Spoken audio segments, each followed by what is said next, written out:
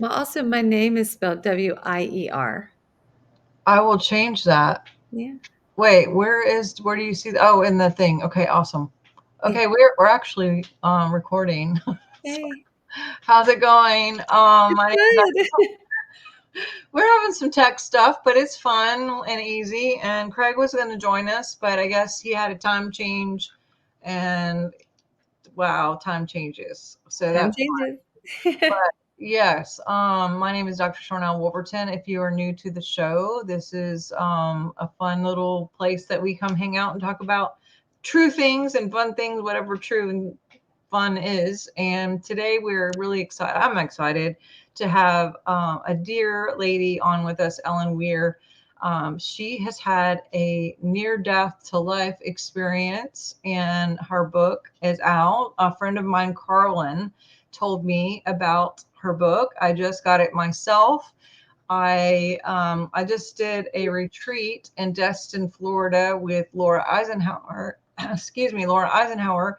We just got back, and my van is full of things that I haven't taken out yet because we just got back. Anyway, I remember taking it out and hiding it to put it in a perfect spot so I would have it for today, and I choose to remember where that perfect hiding space is right now. So forgive me for not having it in front of me, but I did get at least in the first chapter anyway, and so far so great. I love it. And um, anyway, welcome to the show. And I would just love to start out with you telling us a little bit about your journey and you Yeah. know how like what happened and just hear a little bit about you.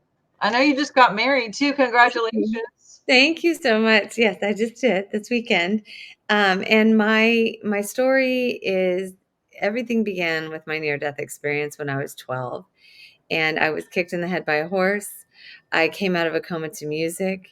I It was the most miraculous thing ever because I chose to come back and heal people with music, and that's now what I do. And I can tell you a little bit about the NDE if you'd like to hear about it. I would absolutely love that. Yes, I'm all about that. So I used to ride horses. I was 12. I was apparently obsessed with horses, and it was my first Western lesson. So they didn't have a helmet for the lesson. I had been writing English for a couple of years, but in this particular lesson, the cinch slipped. The horse had they expand their belly because they don't like the feeling of the cinch, the girth underneath. So it had expanded its belly, and then the cinch wasn't tight enough. So it slipped while I was riding. And then the horse was spooked and reared up and kicked me in the right temple. I was taken to a hospital in Hillsborough, Texas, and then taken very soon after when they realized um, I guess, the depth of my injuries. They sent me to a hospital in Waco, Texas, and it had a better neurological team. They told my parents to play movies at my bedside because I was in a coma for about 5 days. And on this particular day, my parents chose to play movie called a Disney movie. It was 90% classical music. And I don't remember that, but what I remember was being on a raft of sorts. It was kind of wooden feeling, and Ascended Master Jesus was in front of me, and there was an Ascended Master to my left side wearing long brown robes with bare feet and bald head, and he was young. So I didn't recognize him. I didn't know him to be a master at that point. I just knew I felt safe and connected. It kind of looked a little bit like this. I tried to depict it for my book, the raft, and then the pink clouds on each side. But soon after I was taken there, I was lifted into another light realm. It was white, kind of like a white background with multicolored streams and trees and music that I'd never heard before. And it was absolutely beautiful. And then from there, I was taken up into the golden realm of light. And I think this is the true experience for me. It was all love, it was all unconditional love, it was whole, it was complete, it was more of an experience than it was a place, and I remember feeling the fullness of it, like a blanket, like this weighted energy to it. There was a fullness and a warmth and a completion to it, and I remember There was no name, there was no word, there was no one way. There was only love. There was no judgment, there was nothing negative at all. And in this place, I felt the weight of it, and then I felt the expansion. So I didn't have a body, of course, but as my cells expanded, I became that love. I became that light. I became that energy. And I felt complete and whole and perfect. And it was absolute bliss. It was absolutely amazing. And then I was taken back to the raft, and Jesus was in front of me and communicated through thought. And I remember receiving the question whether I wanted to stay or come back and live on earth. And I wanted to stay. At first, I just absolutely wanted to stay. And then I was shown, as many near death experiencers are when given a choice, I was shown the trajectory of my life. Like if I had chosen to stay, I was shown the trajectory actually of my father's life and a little bit about my brother's life, and how my father wouldn't actualize his path the same way if I were to stay in heaven. And regardless of all that, there was no right or wrong at all. I could have chosen either way. It would have been right. It would have self-corrected. The universe always does. But I chose in that moment to live outside of any human construct at all. Like I didn't feel guilty. I didn't feel like I had to live. I just chose to live. My soul chose. And in that moment, I was gifted the fullness of the feeling of gratitude of having chosen. And I was shown the gift that it is to get to live, and how many souls wish, like I feel this now, that many souls wish to be here and would love to step into this learning plane, right, that we call Earth. But in that moment, I was just flooded with this overwhelming sense of gratitude that I got to live, right? So I remember feeling so grateful that I got to come back, that I made a vow, and I vowed to use music to heal people. I've used a vow to come back and heal people through music, even though I was 12 and I wouldn't know what that meant for years. And then I made a second vow, and it was to give thanks every night, every day for this experience of life. And after that, everything went dark. I received many messages, by the way, at that point. I just was flooded with messages about why we're here, why now, that we can create our reality, that our thoughts create our reality, that most of what we think about on this earth doesn't matter and takes us away from the reality of who we are and the light that we are, that the other side is the reality and this is an illusion. All of these things, many things and more. Like I was told about, you know, as you go in the book, you'll find out I was told about my grandmother's impending death, which was very sad. But I was told she would not live long when I came back. Many, many, many things came to me, and then I went into darkness. But it was the darkness of, I call it the void. It's like I see it with my clients now because I'm taken back to that heavenly space when I work with my clients. But it's this place of opportunity and warmth, like a womb-like energy. And there was a staff in the distance, and it had a music staff, right, with notes on it that were moving. And I couldn't hear anything, but I could see them. And these different colored notes were just moving across the staff, and it got bigger and bigger and bigger. It went through me until all I could perceive was this sound. The sound and the light were the same. It was a pinprick of light. It was a inaudible sound, but I knew that there was something there, and I focused every ounce of my energy on that sound and bringing it more into my consciousness. And I know now, and I believe now, that I was pulling myself back into my body through the music. And it got to the point where it got so loud in my head that it was booming, and all I could do to escape this loud sound, which was music, and it was a beautiful way to wake up, was to force my eyes open. And I was in the ICU of this Waco hospital, and the nurse came over, and I had woken up out of the coma. And it was absolutely the music that brought me through. And then the rest of my life has been these amazing experiences of growth and reminders of who I am and why I'm here. I've developed gifts that I brought back from my NDE messages that I received. I developed a process through my work at Naropa University, which is a Buddhist university, where I went to school for music therapy and transpersonal counseling psychology, where I learned a practice that can help people um, connect to the other side the way I did. And then I recognized who the man was in my NDE, and it was Buddha. Buddha was the other being that was there with me. I just didn't recognize him at the time because he wasn't the big belly Buddha. But walking up to my first meditation class at Naropa, I saw a depiction of him on the wall, young and thin and bald with long brown robes. And it was What, absolutely long brown what? robes. Oh, Hmm. And it was absolutely him. And so that was my full circle moment of connecting my why to my how. And Naropa gave me the training in altered states of consciousness and spiritual practices that I now use to help others connect to that same energy that I did on in heaven and on the other side. So wow. that's yeah.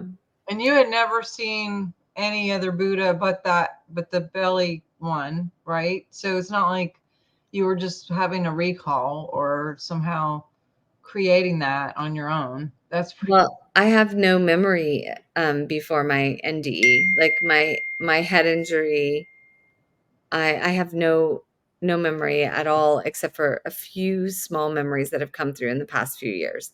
So, Wow. or well, over the course of my life, I should say, not in the past few years. I don't get many now. They told me however many I would get in the 5 years following the NDE and then or my head injury, and then after that there was no chance.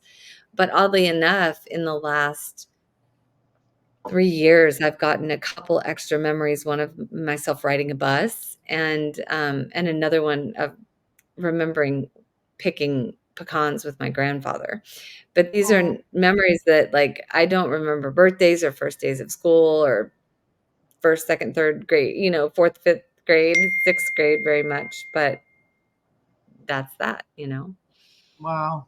So what is Naropa? What is that exactly?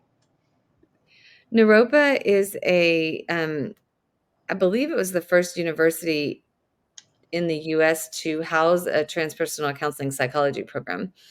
And it Oh, was founded by Trungpa Rinpoche, um, who is a Buddhist philosopher. And it's also a Buddhist university. So originally was founded as a Buddhist university, but then became, a fully accredited university. And they offer somatic psychotherapy. They offered music therapy at one point, transpersonal counseling, psychology, masters, and doctorate. And then they studied altered states of consciousness and lots of work by Groff and all the studies from that realm of psychology. So I'm very proud to have attended. It's an amazing school, absolutely amazing school. I Yeah. haven't heard that. Where is it located? Oh my goodness. It's in Boulder. It's Naropa, Naropa. It's one of the leading schools for also training in plant medicine facilitation. Ah, Yeah, nice. so I love all it's that. it's been around since I think the 40s or 50s. Um, Nice. but Definitely. it is one of the leading universities in the world for transpersonal, and I'm just so thankful that I got to attend. That's so cool. Yeah. Well, man, so how has your near death experience, like, what's the application in in the now? Like, what do you see or how do you apply? Like, I mean, that is a major, like, a Mhm. blanket of love. I mean, just connecting with Jesus Christ and with Buddha.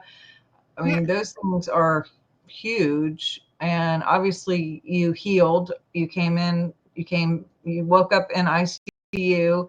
I mean, what happened after that? Like, how did you like do life and like how do you apply all of that now? Besides working with people, I mean, um, Well, it's everything. I like to say that everything in my life started from my near-death experience. It's a barometer at which I test everything in my life. And I apologize, Naropa was founded in the 70s. But for my NDE, um, I basically use music to lead people to connect with their version of heaven or their messages from the other side or their higher self. So they leave their body and I see them travel to different light realms and receive information and then go back into the body to maybe clear something and then we go back up. Um, every experience in my life has been an experience to help me connect more fully with that presence, which I am. And so my NDE is absolutely everything. It influences everything I do, every part of my practice, which I developed through downloads that I received from the other side and messages that I still receive. It's everything. So I people move through, toning and clearing of the body, and we go into all the different things that I've developed through my own life experiences. So the integration of my near death experience was the first step. How am I going to integrate these skills as a 12-year-old that I've come back with that I don't understand half of what anybody is saying in the world because of my head injury, but on a spiritual level, I'm getting messages that fully relate and help me stay connected.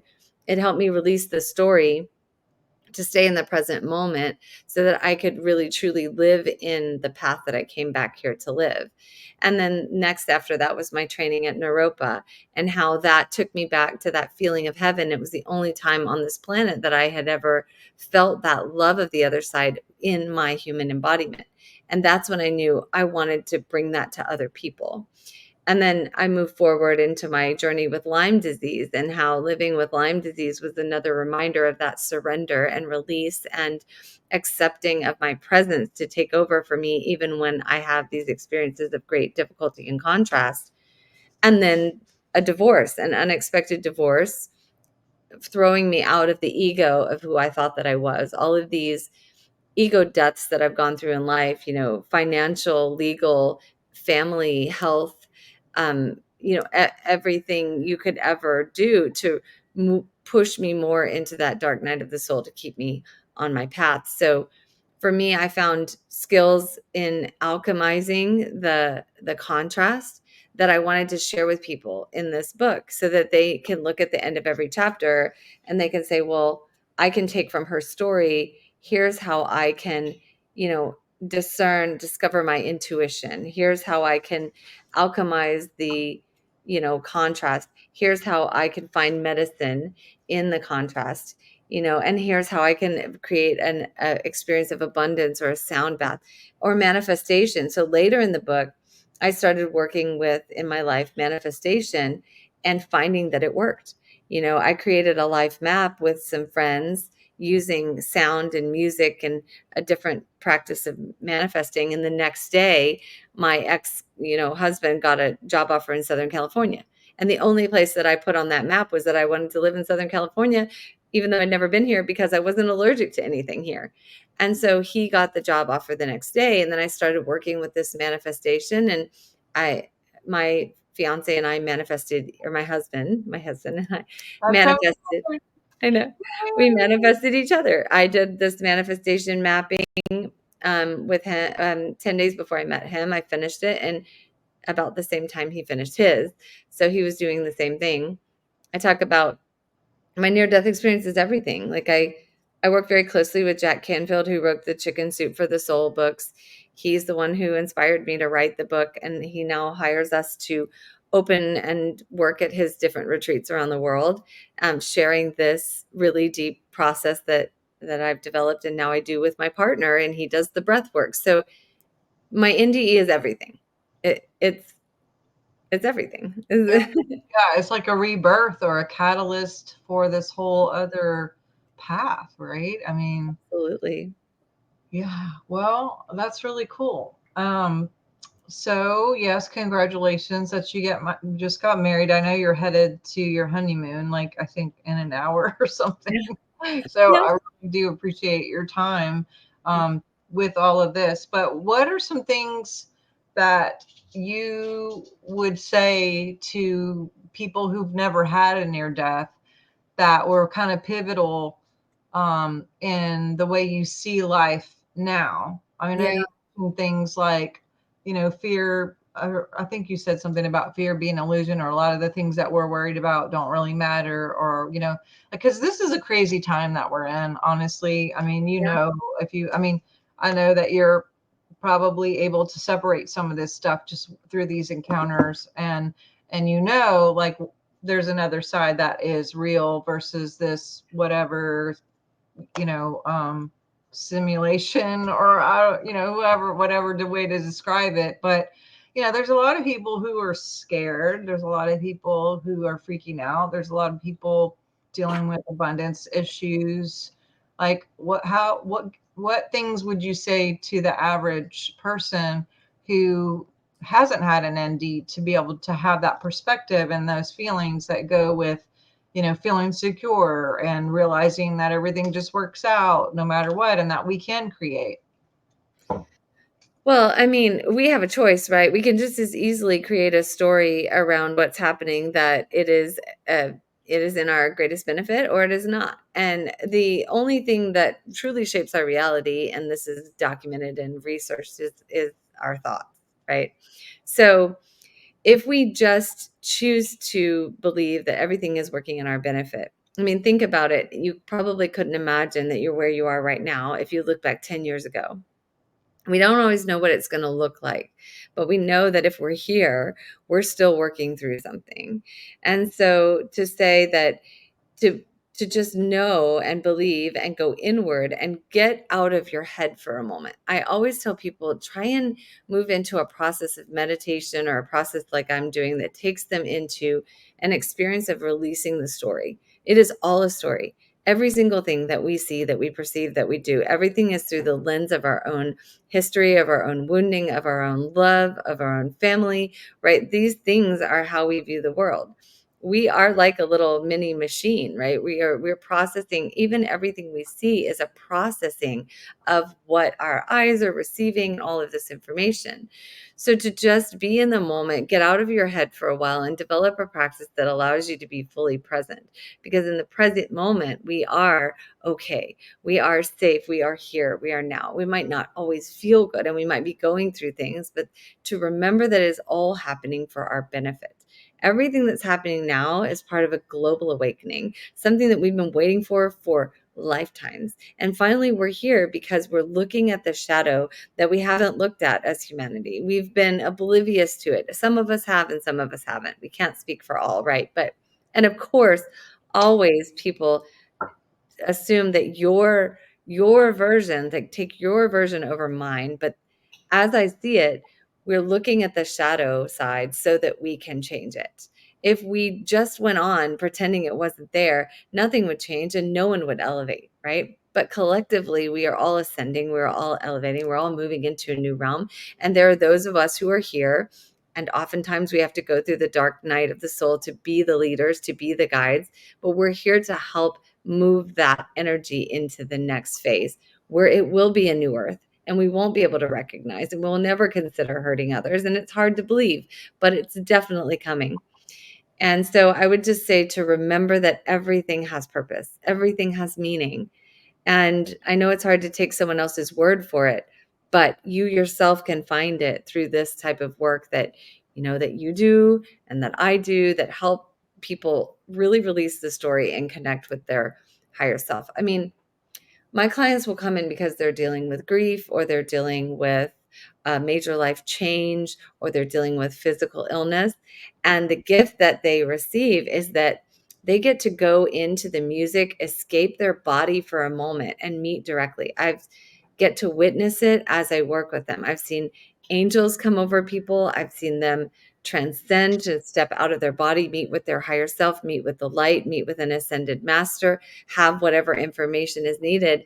And then it's better because it's not just me telling someone, it's them experiencing it them for themselves directly.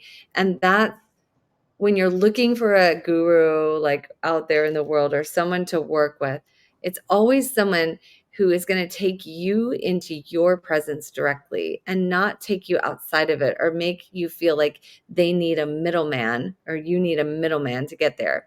You need someone to help you figure out how to connect with your presence directly. Yes, because it's all about his story or her story, and Always. reversing or versing again like a different path. And music and sound is huge in that. That's why I was just so fascinated with your story. Um, Hmm. Carlin had told me, I guess she met you at a Young Living event or something. Were you at convention or Hmm. somewhere? Is that where you were? Yeah, So at the you, Aroma Share, yeah, and I did an event prior to that, and we sold it out. It was so amazing. I was so okay. proud of it. So do you use essential oils in your Mhm. practice when you're working with people? Because there's a sound to Yeah, trees, there's a sound to yeah, plants, and they sing, yeah. and the oil is the blood of the plant, and it has its own vibration. Yeah, I know, right? So I Well, the way that I use them is first I use them for association because when you pair a sensory experience with this kind of deep inner work, and you have an association that you can connect with a positive psychology technique like what I'm using, then you have something that will remind someone every day if they take a breath of the oil and they breathe in a positive affirmation: I am light, I am loved, I am enough, I am worthy. We're creating an association and a positive psychology practice that is going to follow. But in studying these oils, Young Living specifically, I learned that Dr. Pamela Dalton ran a study and found that these are some of the only oils that actually can move through the neuron into the amygdala. And when I was in grad school, we didn't believe anything could affect the limbic brain directly, but these can, and they can stay for up to 2 weeks. So when I discovered this and I started to look into the work with past trauma, I found that what we're doing is we're actually making a physiological shift with an association, right? Using a sensory experience to bring people deeper into the process. And this is why Young Living is such a big part of my work. So I use the sound, we use the binaural beats and the brainwave entrainment with different frequencies of bowls. You can listen to this online, like if you have headphones or in person. The binaural beats is how it's described online when the earphones are on your head and there are slightly differing frequencies that change the frequency and electrical activity within your brain. It's called brainwave entrainment when people do it in person in front of me. Now, when we use that along with the physiological changes of the oils, and we're creating a positive association and intention for our practice, we're bringing in positive psychology techniques, we're calling in light, we're doing downloads of light and color, we're shifting energy and the frequencies, we're using the voice. Like we're using the breath. Like breath work is a big part of my work as well. Holotropic breath work specifically, but that's why these oils are so powerful because not only do they provide that shift in the brain, they pair with the positive psychology and they give someone a practice to follow up with so that they anchor the energy. Because when people go through this, they wake up, they're light, they look completely different, they feel different. They're like, holy cow, I had no idea that I would feel this way. This is amazing. Like I came in so heavy, so dark, and then they receive what they need to receive from their higher self. Then they go home and they need to anchor it. They really need to integrate it, get into the earth, get into the sand, get into a bath. These are the follow ups, right? So, oils are really important, really, really important to this work that I do, and a key part of this process that I've developed. Absolutely.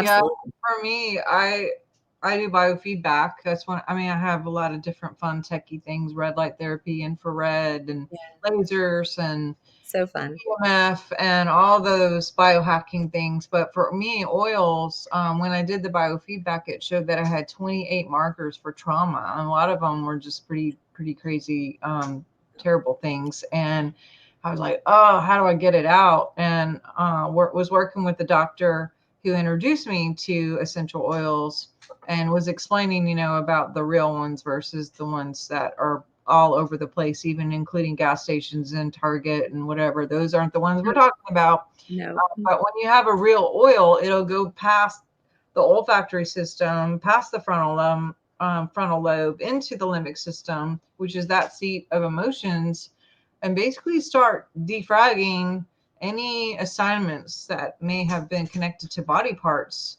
that were storing trauma. And Yeah. so when you have trauma that's stored in different body parts, sometimes it'll sit dormant, but sometimes if you run into something similar to that trauma, then it will ignite or like cause a signal there, and then those body parts start to have symptoms or signals. And we go to a regular Western doctor, that doctor is going to be like, oh, let's just get you on some pain meds and you Yeah. won't feel that anymore and you won't have to deal with that. But that's like going to get your car checked, and because it's Well, breaking and needs its oil change, and they're like, oh, let me just unplug that light for you and you won't hear the sound and it'll be fine. But then the car blows up like 2 days later because you didn't do anything about the actual root issue, right? I know. I I started know. using the oils, and I was like thinking, this is not going to work. This is so dumb. Like, I'm going to smell something and like sniff it and my problems go away. And I was shocked because 14 weeks later, after I used a specific kit that, which you Was guys, it the Freedom Collection? no, I actually just used the basic kit because I didn't know what to do. And I ordered that. And I thought, I literally didn't even have the mindset for it. I was literally like, this is so stupid. I'm going to, like, can you imagine if I was like, this is so awesome? But literally, I was so desperate. You could have told me, put ketchup on your face and you'll feel better. And I was like willing to try anything. Yeah.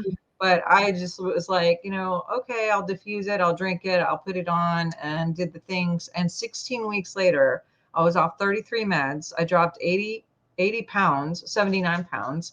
And when I went to go do biofeedback again, I dropped from 28 trauma markers to 4, Yeah. which I mean, then I did end up getting like the other kits and like Yeah. cleared those things too. Not to say that I haven't picked up a couple hitchhikers on the way. It's an ongoing, Yeah. It's life life. journey of, working things out. But I try to stay on top of it, like using oils regular. And, this is sound.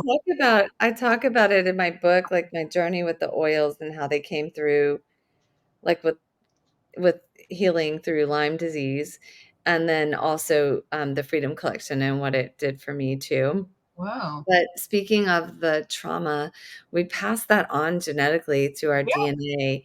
And one thing that's really interesting is that some of these young living oils, and I have a whole group, I train therapists how to use this and have done this for years because I'm fascinated with the science. But when we have trauma in the DNA, it reverses the rotary rotation of the transcriptase enzyme. So certain oils, and I go more into details about this with the therapists I work with, but they can reverse the rotary rotation. So they can actually fix the damage within the DNA. And Gary Young talked about this, and he's the one that founded the company. So that ability to repair the ancestral trauma in our DNA as well as our own DNA is another big part of this work that I do. A lot of people will have like a regression in life to trauma that has come through, and they come to me. It comes up through the music and through the sound and through the oils so that we can reverse it and give a new role.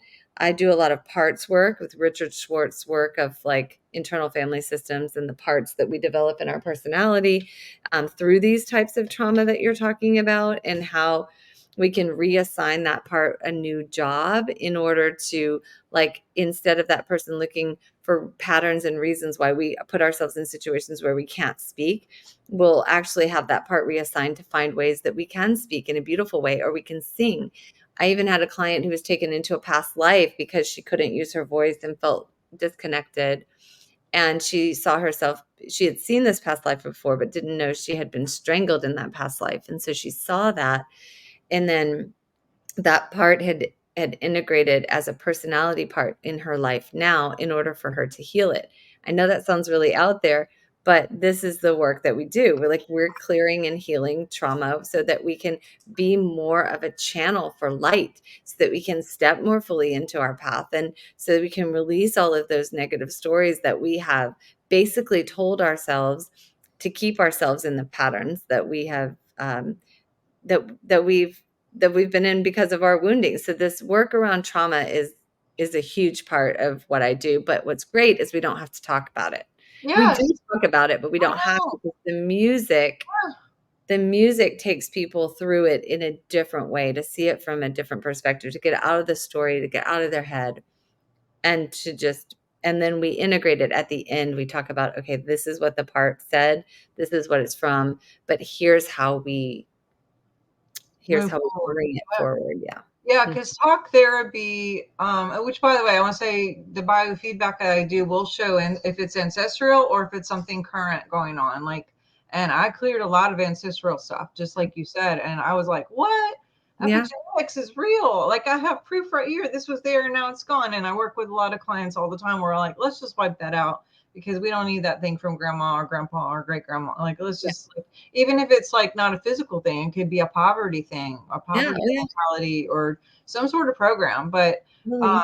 but yeah, the whole thing is fixable and changeable and redirectable, and it's just a matter of making that choice and choosing and deciding. And but yeah, I didn't even really know the depths of what you did or what you do.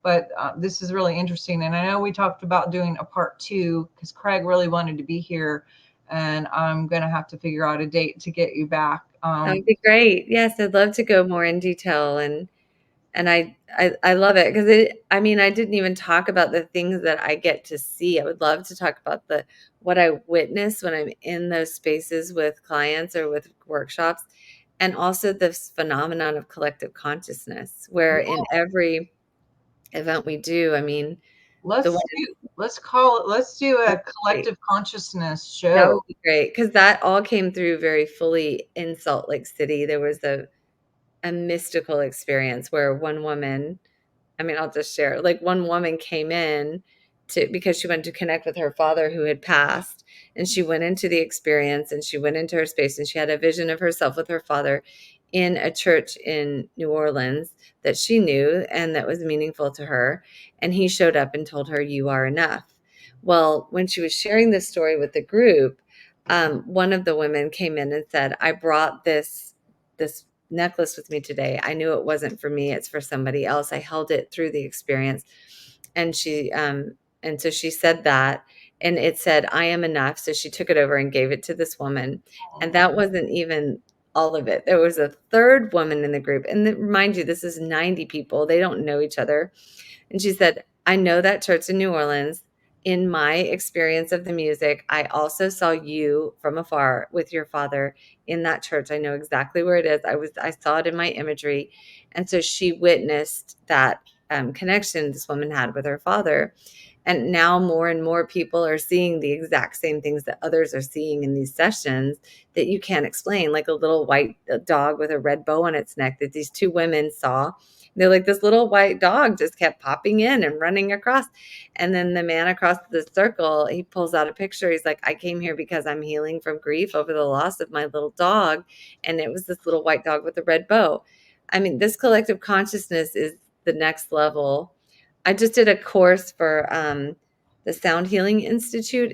There's a whole course coming out in November 13th, right? And he and I were talking about getting research for this collective consciousness that we're seeing more and more of, just to prove that there is something Yep. outside of us. Even Well, we we don't all have to have even our need to do it. bio, yeah, we all have our biofield, this little Yeah, thing. And then the world and absolutely. anything living has its own field. And so Mhm. there's information there and it's transferable and we're getting things all the time. And then like a lot of times if you're an empath, you're picking up stuff that you don't even realize isn't yours, but it's just like Yeah, yours. yeah, And yeah. but yeah, we'll hook something up. And then if any of you guys out there are interested in essential oils, please do contact me because we have like this whole program where we do a free biofeedback scan, we do a free consultation, and then I have a private group where we have like over 135 training videos in there. And we don't want people to just get oils and then just be like, oh, what do I do with these oils? We want to get people. I think this is something that I wish we taught in school, like all the way coming up. Like it should be a normal for us to understand how to use these things, not just for mental and physical, but emotional. And then also, I was going to ask you, and I'll have the link down here for you guys who are interested in that. But so you do group things? Like we have a membership that meets once a month. Would you ever be able to do that online, like an online Zoom Always. Yeah, thing? I have everything set up for online. I could do workshops. I do workshops online all the time. We do them once a month with breathwork and bowls. We go to different places. We connect with different groups. I have an online meditation group on Facebook. You can find out more on my website. It's called wellnessmusictherapy.com. And just click on the meditation group. It's donation based, but I do that on Facebook every week on Wednesdays, where I do a download of light, and people just get such great wisdom for themselves. Yeah, I can definitely come to your groups. Oh, and and we do, of course, live groups once a month here at the in North County, San Diego How as does well. that happen? I've never seen that before. I don't know. It's a mystery. I am like, what was that? That's I know. cool. It's Awesome. validation. I don't know. I love it. I was like, what? How did that go? Oh, But and we travel the world. We're headed. We're on tour. I mean, wherever we're invited, where there are people, we will go and take this work.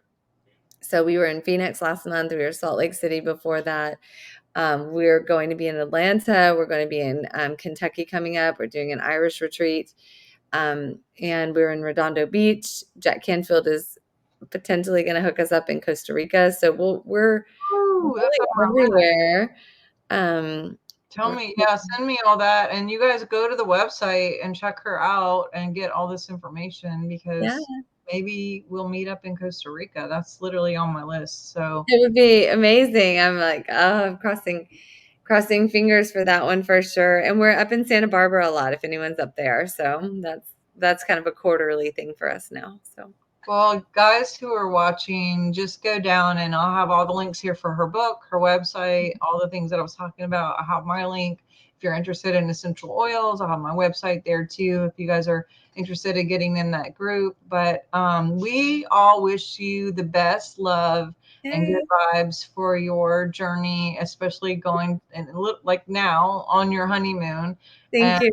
we'll Thank be thinking of you. And I just really appreciate your time, like right before you're leaving, to still do this with us and make time you. for us. And I'll be in touch once you hit me up when you get back, and we'll figure out a time to do a group thing. And Okay. just big, big, massive love, mucho love to you and your fiance, or now husband. Yeah, Yes. the pictures were gorgeous. I was like, oh my God, that's so cute. I love Yeah. it. So I thank can't wait for the professional pictures. They come in tomorrow. I'm like, oh, That's such yay. an exciting time for you. So bless you and bless everything you're doing. And we will meet again. Thank you so much. We will. Thank you so much. Bye, guys.